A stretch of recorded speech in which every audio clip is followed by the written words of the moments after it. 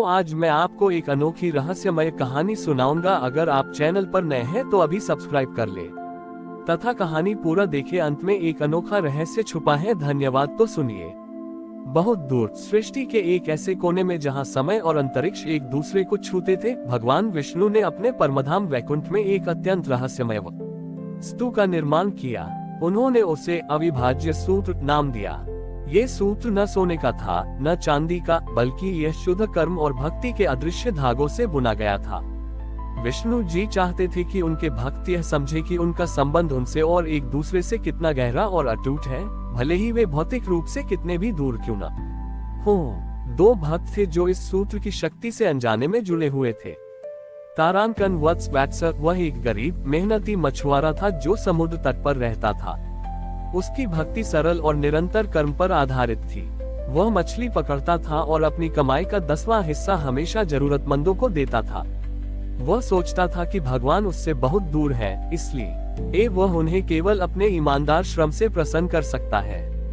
तारांकन कालिंदी वह एक धनी और ज्ञानी राजकुमारी थी जो एक ऊंचे पहाड़ पर बने महल में रहती थी।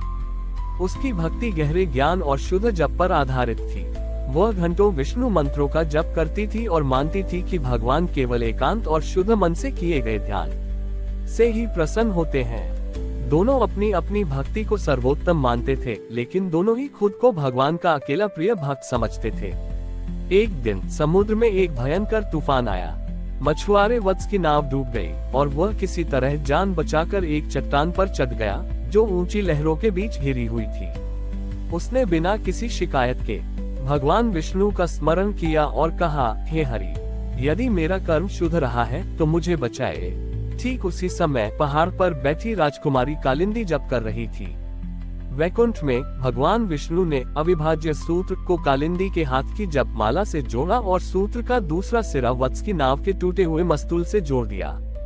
अचानक कालिंदी को अपने ध्यान में एक तीव्र पीड़ा महसूस हुई, जैसे उसका हाथ गहरे पानी में खींच रहा हो।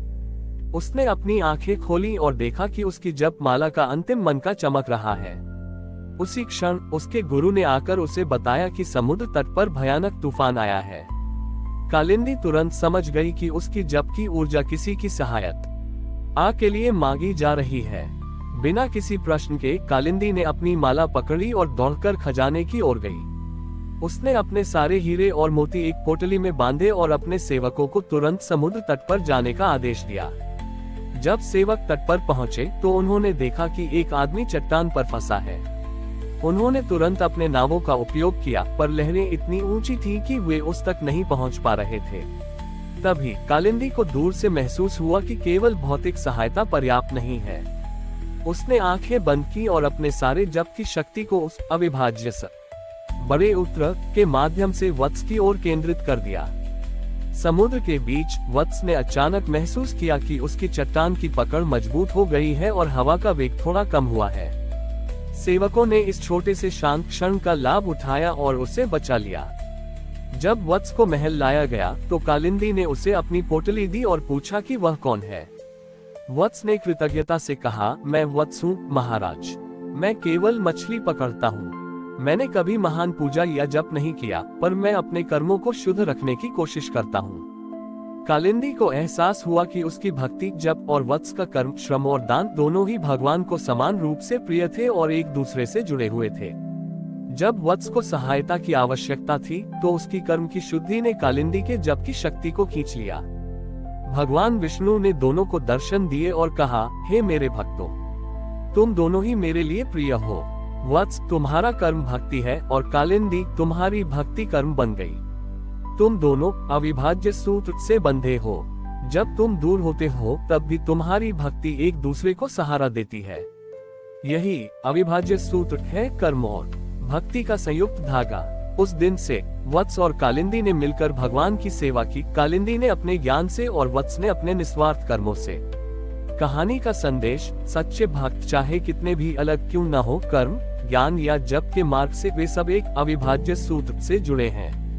विष्णु जी के लिए कर्म की शुद्धता और भक्ति का ज्ञान दोनों ही समान रूप से महत्वपूर्ण हैं। वत्स मछुआरा और कालिंदी राजकुमारी ने अविभाज्य सूत्र के रहस्य को समझने के बाद संयुक्त रूप से राज्य और समाज की सेवा करना शुरू कर दिया।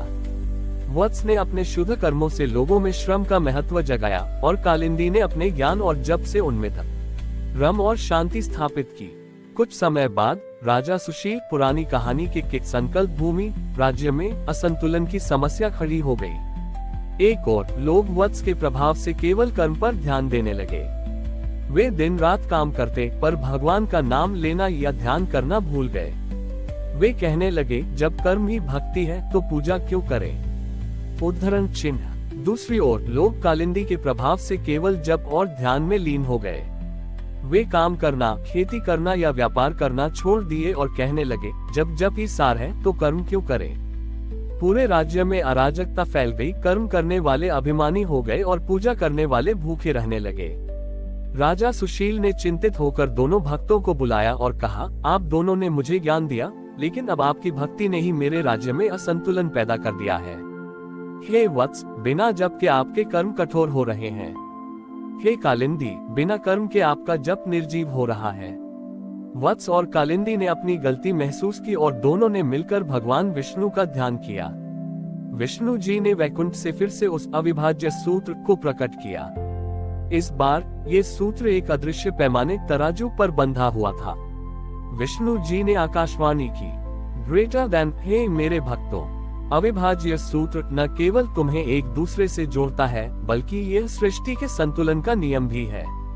ये सूत्र तभी स्थिर रहता है जब इसके दोनों सिरे कर्म और भक्ति समान बल से खींचे जाते हैं। Greater than. भगवान विष्णु ने दोनों को एक और परीक्षा दी।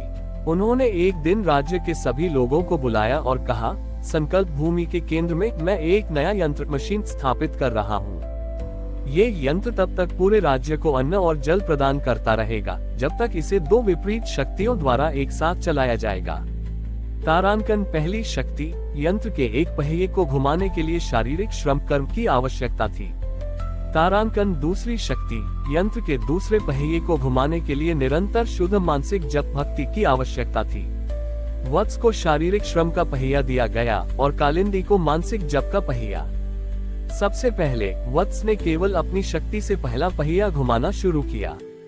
वह थक गया, पसीना बहाया, पर अकेला पहिया घूमने पर यंत्र से कुछ नहीं निकला। फिर कालिंदी ने अकेले जप किया, पर चूंकि वत्स का पहिया स्थिर था, इसलिए जप की ऊर्जा भी व्यर्थ चली गई। अंत में दोनों ने एक दूसरे को देखा और एक साथ शुरू किया। तारांकन। वत्स पूरे मन से श्रम कर रहा था उसका कर्म, लेकिन साथ ही कालिंदी की भक्ति पर ध्यान केंद्रित कर रहा था। तारांकन। कालिंदी पूरे मन से जप कर रही थी उसकी भक्ति, लेकिन वत्स के श्रम की ऊर्जा को महसूस कर रही थी। जैसे ही दोनों पहिए शारीरिक कर्म और मानसिक भक्ति एक साथ घूमने लगे, अविभाज्य सूत्र से बंधा वह यंत्र तुरंत सक्रिय हो उठा। यंत्र से न केवल अन्न और जल निकला, बल्कि एक दिव्य प्रकाश भी फैला जिसने राज्य के सभी लोगों के हृदय से अहंकार और आलस्य को दूर कर दिया।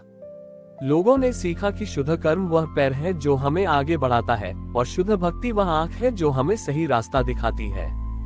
दोनों एक दूसरे के बिना अधूरे हैं। इस घटना के बाद संकल्प भूमि में एक नया नियम स्थापित हुआ। हम कर्म इसलिए करते हैं क्योंकि हम भक्ति करते हैं, और हम भक्ति इसलिए करते हैं ताकि हमारा कर्म शुद्ध हो सके।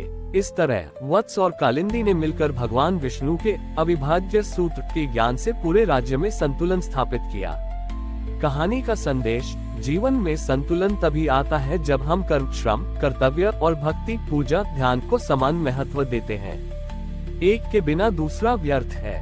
हमारी और भी आध्यात्मिक एवं अनोखी कहानियाँ देखने के लिए हमारे चैनल पर जाएं तथा धार्मिक एवं पौराणिक अनोखी कहानियाँ हमारे चैनल पर है। कृपया जाके देखें तथा हमारे चैनल को सब्सक्राइब करके रखें और वीडियो लाइक जरूर करें। धन्यवाद।